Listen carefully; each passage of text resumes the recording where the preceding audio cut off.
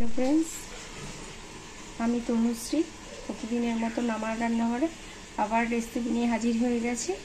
আমার রেসিপিটা দেখার জন্য সবাইকে জানাই স্বাগত। আপনারা কেমন আছেন? আশা করি আপনারা ভালো আছেন। আপনাদের ভালোবাসা ভগবানের আশীর্বাদে আমিও ভালো আছি। আজকের রেসিপিটা হচ্ছে খুব সিম্পল করব, আলু পোস্ত। দেখুন তার জন্য আমার কি কি লাগবে। আলুগুলোকে আমি ডুমো ডুমো করে কেটে নিয়েছি, জল একটু ভিজিয়েও রেখেছি, কাঁচা লঙ্কা আর পোস্ত বেটে রেখেছি, বাটির মধ্যে রেখেছি কালো জিরে, একটু পেঁয়াজ কেটে, নুন, সরষের তেল, হলুদ।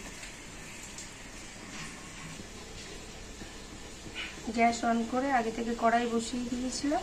কড়াই গরম হয়ে গেছে, খালি কড়াই দিয়ে দেবো সরষের তেল। তেলটা অল্পই দেব, তেলটা গরম হয়ে নেব।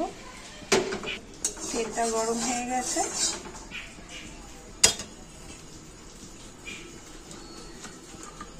আগে থেকে যে আলু কেটে জলে ধুয়ে রেখেছিলাম আলুগুলোকে দিয়ে দেবো তেলের মধ্যে।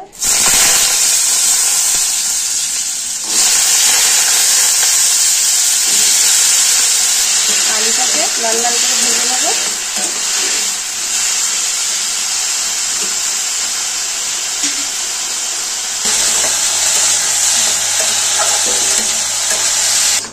আলুটা ভাজা হয়ে গেছে, আলুটাকে তুলে নেব।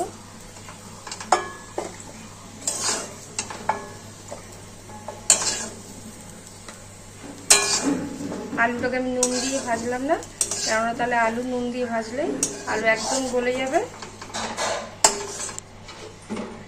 কড়াইয়ে আবার একটু তেল দিয়ে দেবো।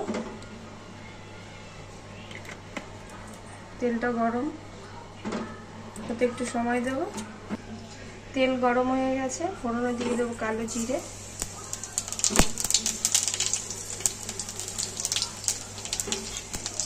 ফোড়নটা একটু ভেজে নেব।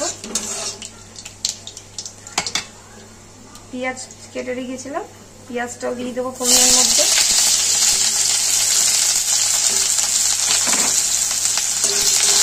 পেঁয়াজটা ভেজে নেব।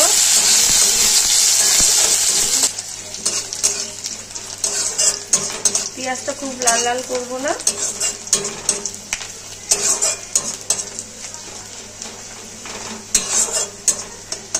পেঁয়াজটা ভাজা হয়ে গেছে।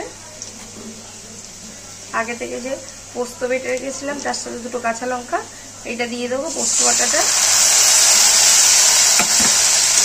ভালো করে কষিয়ে নেব। তার মধ্যে অল্প একটু হলুদ দেব,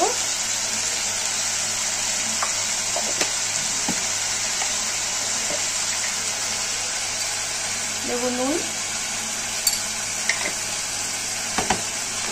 পোস্তটাকে ভালো করে কষিয়ে নেব।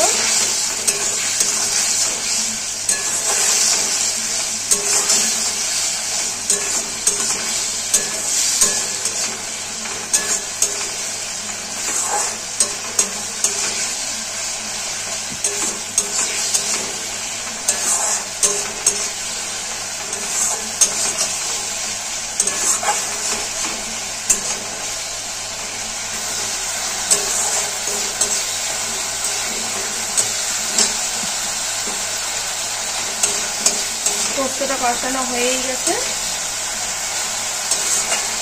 আগে থেকে যে তেলের মধ্যে আলুটা ভেজে রেখেছিলাম আলুটাও দিয়ে দেবো।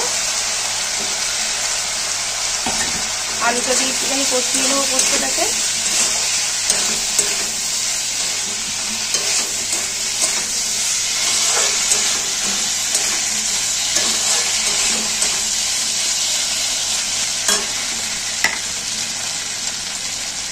আলুর মধ্যে একটুখানি নুন দিয়ে দেবো।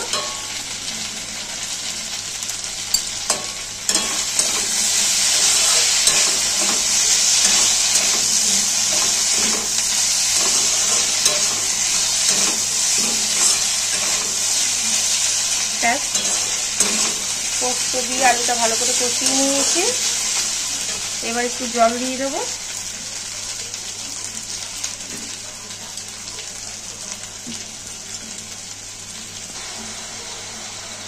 মশলা দেওয়া বাটির জলটা দিয়ে দিলাম।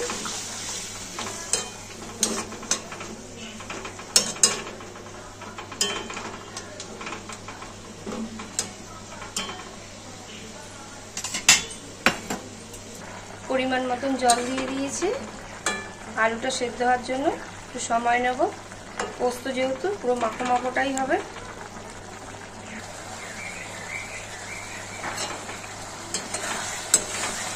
হয়েই এসছে, প্রায় জল শুকিয়ে গেছে, আলু সেদ্ধ হয়ে গেছে। আলু পোস্ত স্বাদ মতন আবার একটু নুন দিয়ে দেবো,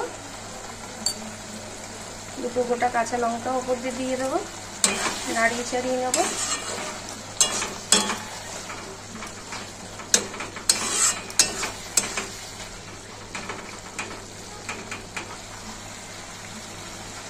নামানোর আগে একটু সরষের তেল ওপর থেকে ছড়িয়ে দেবো।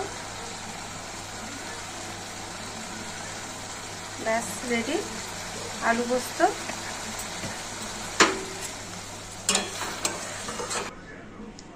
আলু পোস্ত তো মোটামুটি বাড়িতে সবাই করে থাকেন, কিন্তু যারা এরকম পেঁয়াজ দিয়ে কোনোদিন করে খাননি তারা একদিনকার এরকম পেঁয়াজ দিয়ে করে খেয়ে দেখতে পারেন।